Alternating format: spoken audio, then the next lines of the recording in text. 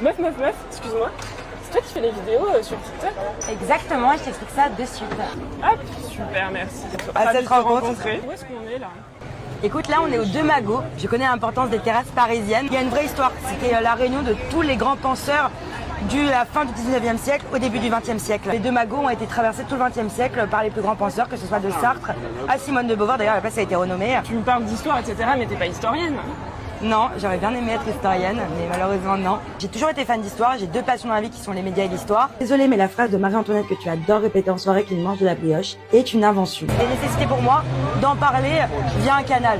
TikTok, ça m'a paru hyper simple parce qu'en fait, je suis entourée de copains qui sont créateurs de contenu et bah du coup, c'était logique pour moi de parler d'histoire. Qu'est-ce qu'on peut retrouver en fait sur tes réseaux sociaux? Bah en fait, on a autant du contenu qui concerne les femmes. Je trouve que c'est super important de parler de toutes les oubliées de l'histoire. C'était chill le quotidien d'une bonne au 19e siècle. Alors justement, je vais t'expliquer ça tout de suite. J'essaye de vulgariser ce que les manuels scolaires ont oublié ou n'ont pas voulu nous dire en parlant des femmes oubliées.